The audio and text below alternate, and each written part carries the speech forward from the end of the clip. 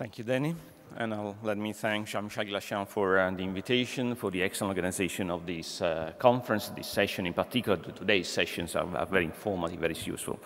I'll provide an overview of climate change policy that then Jos will will focus more on Europe, and then the discussion will try to answer the questions that Danny presented in his introduction. I'm going to, first of all, survey this situation on climate policy. You know that for years there has been a focus on this 2-degree target and the fact that concentrations should be stabilized, concentrations of greenhouse gases should be stabilized at the level that enables to achieve this 2-degree target. And of course, emissions in the meanwhile kept increasing. So where do we stand?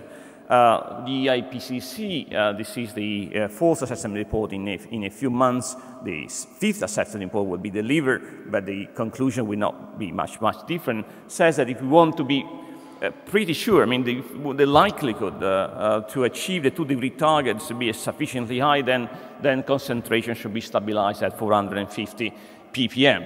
Concentrations today are 430. They are increasing about 3 ppm per year. So in a few years, we will achieve the 450. And therefore, the probability of achieving the 2-degree target is likely to be quite low.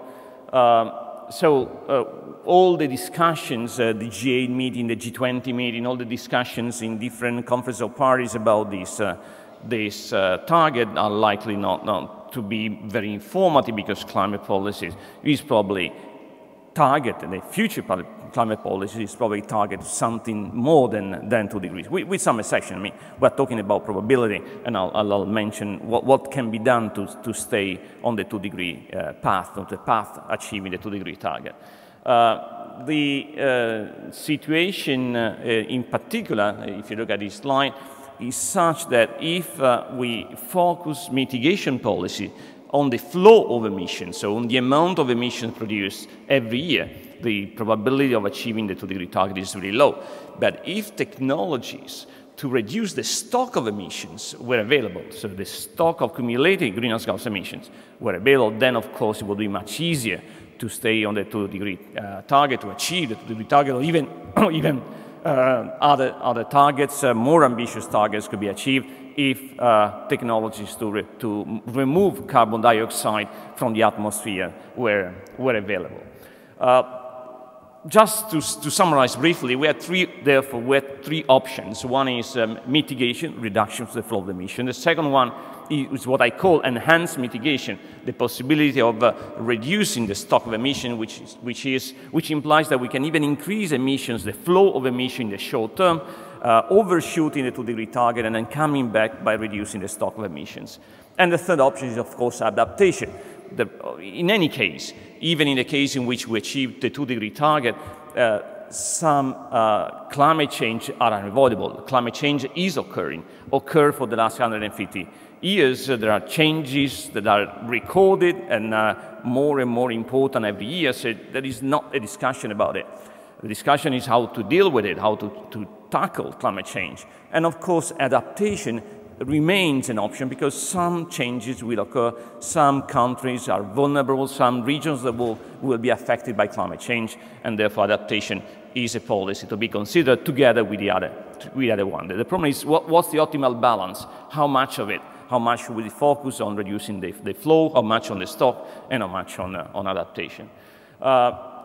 First option, mitigation, reduction of the flow. Of course, if you want to achieve the 2-degree target, it is a concentration of our greenhouse gas emissions equal to 450 ppm, we should be able to reduce immediately and cooperatively greenhouse gas emissions, which means that the most countries, at least G20, the major emitters at the world level, should start reducing emissions immediately and cooperatively.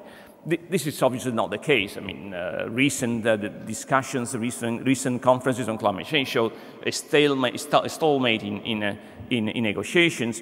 There is a usual contrast between developing and developed countries, and even though there is progress, even though at the domestic level actions are implemented, we are far from achieving a global or even a partial agreement on emission reductions, which involves the major emitters.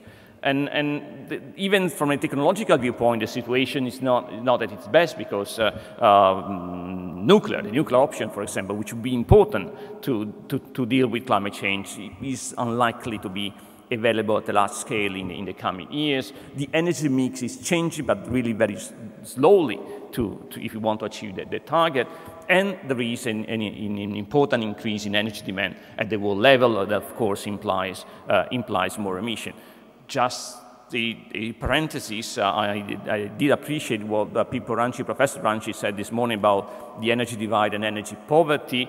Let me just say that if 1 billion people has access to basic energy needs, satisfy their own energy need, they would increase total energy demand by only 1%. So this is not a reason.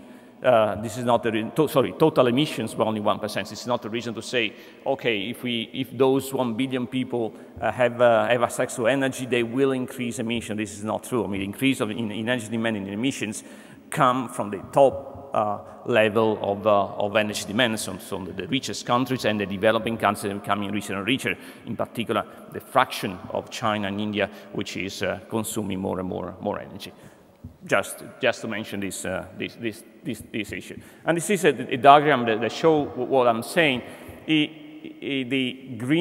two green bars, the green lines, are the targets which are consistent, fairly consistent with the 2-degree target. So the path of emissions that are fairly consistent with the 2-degree targets. In yellow, orange, and red, you see the emissions, the path of emissions of India, China, and the other developing countries, take into account the targets they have adopted, the measures they have adopted to reduce their emissions in terms of emission intensity and not in terms of level of emissions. And the white area between the green line and the yellow line gives the residual emissions that OECD countries are allowed to produce if they want to stick to the 2-degree target. And you see that about 235, 240 emissions in OECD countries should go to 0 if we want to achieve the 2-degree target, which is obviously unlikely. So again, we should be ready probably to adopt a policy which is less ambitious, maybe more than 2 degrees, but still a policy is necessary. Still a policy is crucial, because otherwise emission will be much higher. Therefore, if you want to focus on mitigation, there are many options that could be adopted. The European Union has its own policy measures. Certainly, we can deliver important emission reductions by a better city management, by better agriculture management, by increasing investment in research and innovation, by improving environmental consciousness in consumption, production, investments, in generally no economic activities. Energy efficiency was mentioned today, is another important option, but more generally, pricing carbon. I mean, this is a basic message in all 101 economics textbook. Externality should be priced, and this is an important externality that must be priced. Of course, we need to discuss, or we must discuss about the right price, but certainly markets, in particular the ETS scheme, is able to single out what's the right price for emissions, and pricing carbon is the basic message that should be adopted, whatever the economic situation, whatever the country we are talking about, and whatever the future prospects for emissions and climate change. The second option was enhanced mitigation. It would be nice to be able to reduce the stock of emissions, because that would solve a lot of problems. It would be nice to have geoengineering as a policy option. This would solve a lot of problems. But today, at least as far as we know, there are no such options at a large scale. If you want to remove carbon dioxide from the atmosphere at the large scale with the present technology, I think that we are going to make an effort which is not reasonable, not credible at all. These are the technology that we know today could deliver large-scale carbon dioxide removal, land use and afforestation, bioenergy with CCS, biomass and biochar. But all of them are not ready, not there to achieve the objective. If we compute the size of land that would be necessary to remove the quantity of carbon dioxide in the atmosphere, which is consistent with a 2-degree target, you see that the size of total arable land that should be devoted to this objective is really too large. Not really a credible measure. So we are left with the other option. We are left with mitigation. The third option is adaptation. Certainly adaptation is going to be useful. Adaptation is going to be necessary, in particular in developing countries. I mean, we should not forget that climate policy is also an equity dimension. The vulnerable countries are and will be the developing countries. And we want these countries to develop. If we want these countries to achieve basic economic development and basic economic needs, we need to help them through measures that help them to adapt to climate change, not just standard development aid, but development aid targeted to adapt to climate change, which will affect these regions of the world. Costs. Sometimes people argue about costs of all this. There are many estimates. I'm using the one from the International Energy Agency, which provides estimate at about 430 billion per year to achieve the kind of targets that I described before. And of course, this is a figure which can be considered quite high, but not that high. I mean, certainly countries can afford a kind of investment of this size. I had figures also for innovations, for other kind of investments, but I would like to conclude with this slide that gives sort of a synthesis of the message that I would like to deliver to this audience. First of all, EU climate policy contains really a basic number of elements. The minimum number of elements is not too ambitious. It's not too much. It really contains the minimum number of measures that should be implemented and make economic sense, whatever the climate predictions, whatever climate sensitivity, whatever the economic downturn. We are just pricing carbon in Europe. We're just pricing carbon. We're just raising energy efficiency and shifting the long-term energy demand towards renewables. And this is something that all countries should do all over across the world. It's really wise economic policy, nothing else than wise economic policy. Of course, there is more. We need to induce much higher investments if we want to achieve these ambitious targets. But recovery can be an option. The present economic crisis can be an option because investments to help the economy to develop after the crisis can only be green. I mean, again, a smart government can only move into green economic development. There is no other reasonable option. And of course, a lot of investments take place anyway in the energy sector in particular.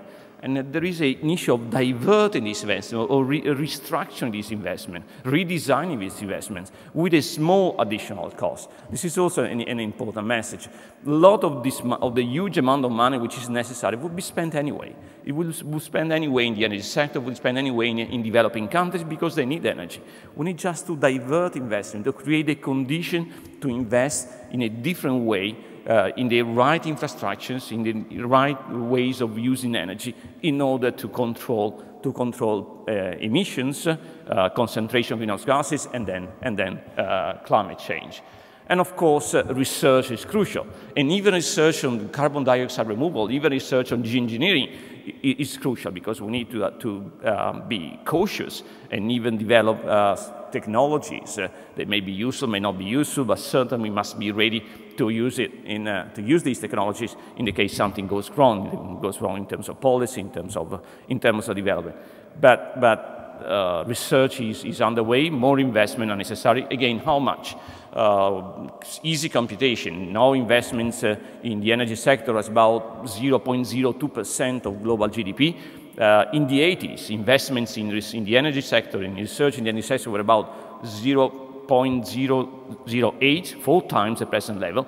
Small amount of money, 4 times. If you go back to the level of the 80s, we would achieve what we need. So again, not strange or bizarre increase in investments. The level of the 80s would be more than enough to achieve the target that we have in mind, that we face, and the challenges that our societies face if they want to deal with climate change in the coming decades.